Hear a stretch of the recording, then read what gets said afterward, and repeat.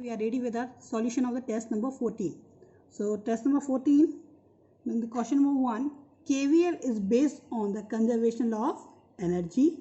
KCL is the based on conservation law of charge. Correct relation is D, J equal to sigma E. And the fourth one, correct relation is, the fourth one, so many have done wrong because you have write I equal to A N E V D, but the question was asked J equal to A N E V D. मतलब अगर I होता तो A N E V D सही था, but आप यहाँ क्या था, आप इसको इस साइड ले आए थे, तो क्या आएगा I upon A equal to J. So fourth का आंसर क्या आएगा, J equal to N E V D. Okay, question number 5 is asked current density is a vector quantity, current is a scalar quantity and resistance also is scalar quantity. So these are the question number 1 to 7. Now question number 8. Question number 8 में आपको दिया हुआ है current की value दी हुई है 0.25 ampere और time दिया हुआ है 2 घंटे. अब आपको बताना है चार्ज कितना है. So we know that I equal to Q upon T. So Q equal to I into T. I की वैल्यू पता है, T की वैल्यू R में है, इसको कन्वर्ट करना पड़ेगा सेकेंड में. तो in 1 hour there number of seconds are 3600. So when you solve it you will get 1800 coulomb. Question number 9 is saying current in the circuit is 80 microampere, that is 80 into 10 to the minus 6 ampere. Time for each second, each मतलब कि 1 second, you have to find the number of electrons. तो I equal to Q upon T and Q equal to NE. So I equal to NE upon T. Now you know the value of I, you know the value of T, and you also know the value of E. So you can find N equal to IT upon E. That is equal to 80 into 10 to the minus 6 into 1 upon 1.6 into 10 to the minus 19. That you will solve it, you will get N equal to 50 into 10 to the 13 or 5 into 10 to the 14. Question number 10 you will move. In this you have given the value of resistance, length, diameter of the wire 0.3 mm and you have to find rho. So we know the formula R equal to rho L upon A. So rho equal to R A upon L. R पता है, L पता है और diameter पता है, तो हम area निकाल लेंगे तो रो निकाल सकते हैं. अब डायमीटर दिया है 0.3 इंटू 10 to minus 3, तो हम इसको लिख सकते हैं 3 इंटू 10 to minus 4. तो रेडियस कितना आ जाएगा, diameter upon 2, that is 3 upon 2 into 10 to minus 4. तो रो इक्वल टू कितना आ जाएगा, R 26, A की value pi r square, L की वैल्यू 1, तो डिवाइड में कुछ नहीं रहेगा. सो 26 इंटू 3.14 इंटू आर की वैल्यू रख दी. जब आप इसको सॉल्व करेंगे तो आपका आंसर आएगा 184 इंटू 10 to minus 8. सो 181.84 into 10 to minus 6 ohm meter. Okay, तो क्वेश्चन नंबर 11 जाते हैं. क्वेश्चन नंबर 11 बहुत ही सिंपल है. आपके पास एक रेजिस्टेंस था जिसका रेजिस्टेंस R था. इसके आपने 4 इक्वल पार्ट किए तो हर एक पार्ट का रेजिस्टेंस कितना हो जाएगा, दैट इज R/4. अगर 2 इक्वल पार्ट करते तो कितना होता, R/2. 3 करते तो R/3. Simple thing. अब क्वेश्चन नंबर 12 11 से जुड़ा हुआ है. क्वेश्चन नंबर 12 ने पूछा है कि आपके पास R एक रेजिस्टेंस था, इसके 4 पार्ट किए. अब हर एक पार्ट को आपने क्या कर दिया, पैरेलल में कनेक्ट कर दिया, तो नया रेजिस्टेंस कितना हो जाएगा. तो हर एक पार्ट का रेजिस्टेंस क्या होगा, equal, and that is equal to R/4. Now 1 upon R equal to 1 upon R1 plus 1 upon R2 plus 1 upon R3 plus 1 upon R4. Value put कर दीजिए, 1 upon R upon 4 plus 1 upon R upon 4 so on. 4 कहाँ चला जाएगा, ऊपर. सो 4 upon R plus 4 upon this में LCM R, 4 plus 4 plus 4 is equal to 16. तो 1 upon R की value 16 upon R है और आपके पास ऑप्शन में भी है, तो कई लोगों ने ये लगा दी है. बट आंसर क्या आएगा, R equal to R upon 16. So correct answer is R upon 16. Question number 13 and 14 जरा ध्यान से देखिए. क्वेश्चन नंबर 13 कह रहा है एक स्क्वायर है जिसका हर एक साइड 2 ओम का रेजिस्टेंस है, तो उसमें आपको किसी डायगोनल के अक्रॉस रेजिस्टेंस निकालना है. और क्वेश्चन नंबर 14 में बोला है कि किसी साइड के अक्रॉस रेजिस्टेंस निकालना है.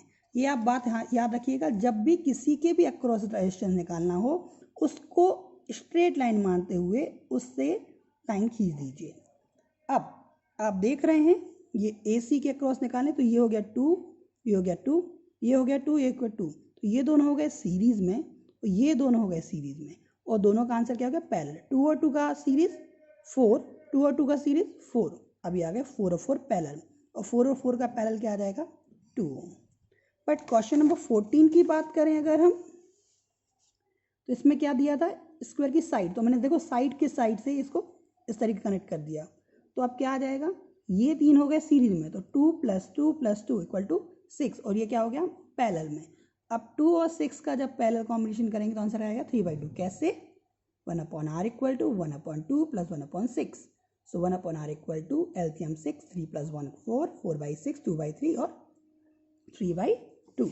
तो ये हमारा होगा क्वेश्चन नंबर 14। अब क्वेश्चन नंबर 15 और 16 में पहली बात तो क्वेश्चन अलग है, ये मत सोचिएगा क्वेश्चन सेम है।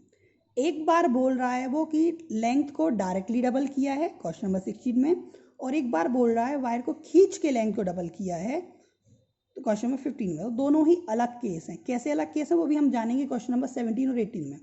बट फिर भी लेंथ का रो से कोई लेना देना नहीं है, लेंथ का आर से लेना देना है, बट रेजिस्टिविटी केवल किस पे डिपेंड करती है, number of free of electrons, या हम बोलेंगे टेम्परेचर पर। टेम्परेचर के साथ बढ़ती या घटती है, बट लेंथ के साथ कोई लेना देना नहीं, तो length resistivity will be remain same in the question number 15 also, in the question number 16 also, but in the question number 17 and 18 we have to focus। Question number 17 में बोला है एक वायर है जिसकी लेंथ L है, उसको खींचकर उसकी लेंथ को डबल किया गया है, और क्वेश्चन नंबर 18 में बोला गया है एक वायर है उसकी लेंथ को डबल किया गया है, मतलब कि इसमें लेंथ L से डबल L 2L कर दी है, ठीक। तो इन दोनों में अंतर क्या है, पुल्ड में और अनपुल्ड में। तो आप यहाँ देखें, अगर आपके पास यहाँ लेंथ L है और एरिया A है, तो जब आप इसको खींचोगे तो ये जो है, आप इसको खींचते हैं, जैसे हम मम्मी लोग आटा गूंथती हैं, तो जब इसको इस तरीके से करती हैं तो लेंथ तो बढ़ती है लेकिन एरिया क्या होने लगता है, एरिया घटने लगता है। मतलब अगर इसकी लेंथ 2L हो गई तो एरिया भी कितना हो जाएगा, A/2, जबकि यहाँ ऐसा नहीं है, यहाँ केवल लेंथ आपने और अलग से वायर लगा दिया, L का 2L कर दिया, तो एरिया क्या रहेगा, A ही रहेगा। अब जरा यहाँ देखें, खींच का डबल करने पर आपका एरिया कितना हो गया, A/2, जब लेंथ आपने की डबल। अगर आपने ट्रिपल की होती तो लेंथ कितनी हो जाती है आपकी 3L, और एरिया कितना हो जाता है आपका A/3। इसको भी हम थोड़ा सा साइड में लेके चल रहे हैं, अगर 3 टाइम्स करते हैं तो A/3 पुट कर दीजिए। R = क्या है, रो L/A इनिशियली। अब R' = क्या है, रो L'/A', तो रो L' कितना है, डबल, एरिया हाफ, तो ये 2 कहाँ चला जाएगा, ऊपर, तो कितना आ जाएगा 4 रो L/A, मतलब कितना टाइम हो गया 4 टाइम्स। अगर मैंने ये 3 रखा होता तो यहाँ क्या रखता है मैं 3, यहाँ क्या आता अपॉन में 3, और 3 ऊपर चला जाता तो क्या आता 9, तो रेशन कितना आता 9R। अगर 4L रखा होता तो कितना आता, ये 4, ये अपॉन का 4 ऊपर जाता तो 16, मतलब कि लेंथ डबल की तो रेजिस्टेंस 4 टाइम्स, लेंथ ट्रिपल की तो रेजिस्टेंस 9 टाइम, लेंथ 4 टाइम्स की तो 16 टाइम। तो in this way we can conclude one thing, जब किसी वायर को खींचकर उसकी लेंथ को n टाइम्स किया जाता है, लेंथ बिकम्स NL, तो उसका जो नया रेजिस्टेंस होता है वो कितना हो जाता है n² टाइम्स। मतलब कि अगर लेंथ को आप n टाइम खींचोगे, n टाइम करोगे तो रेजिस्टेंस कितना हो जाएगा, n² टाइम्स हो जाएगा, ठीक है। इसी कॉन्सेप्ट का यूज हमने किया है क्वेश्चन नंबर 19 में। क्या लिखा हुआ हमने, जब हम किसी वायर को खींचकर उसकी लेंथ को n गुना करते हैं तो रेजिस्टेंस कितना हो जाता है n² टाइम्स। कैसे हो जाता है आपने देखा ना पीछे। तो अब देखिए लेंथ कितनी थी L, एरिया कितना था A, ठीक। तो इनिशियली जो रेजिस्टेंस है R = रो L/A। अब लेंथ को आपने 20% बढ़ाया हुआ है, 20% मतलब L का 20%, तो L का 20% कितना हुआ, इतना, और बढ़ाया है मतलब इसमें ऐड किया है, तो L' कितना आ गया आपका, L + 20L/100, 0 0 कैंसिल, सो 2L/10। LCM लीजिए, LCM 10, 10L + 2L, 12L/10। So can I say L' is equal to 12/10 times of L, मतलब L का कितना गुना हो गया, 12/10 टाइम्स। जब लेंथ इतने गुना हो गई तो रेजिस्टेंस कितना हो जाएगा, इतने के स्क्वायर गुना, मतलब कि so new length is 12/10 times of the initial length, so resistance will be square times of the initial length resistance. So r dash equal to कितना आ गया 144 upon 100 into initial resistance. So change in resistance कितना आएगा 144 upon 100 r minus r common, you will get 44 upon 100। तो percentage कैसे निकालते हैं, percentage निकाला हमने, मल्टीप्लाई बाय 100 किया तो आंसर कितना है 44%। तो इतना परसेंट आगे 44% चेंज हुआ। अब बढ़ा या घटा, तो definitely r is proportional to क्या है, r is proportional to length है, मतलब कि लेंथ बढ़ेगी तो रेजिस्टेंस भी बढ़ेगा। So answer is 44% increases. Question number 20 देखते हैं। Question number 20 is very easy. Q is given, T is given, only it is given in the minute, so convert it in a second, and I equal to Q upon T, so 500 upon 600 that is 0.83। Question number 21 में पूछा है कि आपको कोई भी अनचार्ज object को negatively charge करना है तो क्या करेंगे। तो नेगेटिवली चार्ज में क्या होते हैं, इलेक्ट्रॉन ज़्यादा होते हैं, तो कुछ इलेक्ट्रॉन आप ऐड कर दीजिए तो ऑटोमेटिकली वो क्या हो जाएगा नेगेटिवली चार्ज। क्वेश्चन नंबर 22 में बोला है किसी वायर की हमने लेंथ को भी डबल कर दिया और एरिया को भी डबल कर दिया, सॉरी एरिया नहीं डायमीटर को भी डबल कर दिया, रेडियस को भी डबल कर दिया, तो क्या चेंज होगा रेजिस्टेंस में। तो हमने माना पहले R था और L था और 2R और 2L, तो क्या आ जाएगा, इनिशियली रेजिस्टेंस क्या था rho L upon pi r square, equation 1। अब L की जगह आपने 2L कर दिया और R की जगह आपने 2R कर दिया, तो 2L का 2L लगा 2R का 4R स्क्वायर हो गया, तो 2/4 किया तो कितना है 1/2। तो मतलब न्यू रेजिस्टेंस जो आया वो क्या आ गया आपका पुराने रेजिस्टेंस का आधा हो गया। इट मीन्स इंक्रीज और decrease, decreases, so we will go with the option decreases. Question number 23 देखते हैं। The question number 23 it is asking कि आपके पास 176 ओम के रजिस्टर्स हैं, कितने हैं, बहुत सारे हैं। अब आपको इनको कहाँ लगाने हैं, एक ऐसे सर्किट में लगाने हैं जहाँ वोल्टेज इतना है और करंट इतना है। तो पहले हम इसका रेजिस्टेंस निकाल लें, तो इसका रेजिस्टेंस कितना है, r equivalent equal to 220/5 equal 44 ohm, मतलब कि हमें इस रेजिस्टेंस को इसमें कन्वर्ट करना है। तो हम जानते हैं कि जब वैल्यू सेम होती है तो पैरेलल कॉम्बिनेशन करना पड़ेगा। क्यों करना पड़ेगा, क्योंकि वैल्यू को जब बढ़ाना होता है तो सीरीज करते हो, घटाना होता है तो पैरेलल करना पड़ेगा। तो ये 176 से 44 आना है तो पैरेलल ही लगाना पड़ेगा।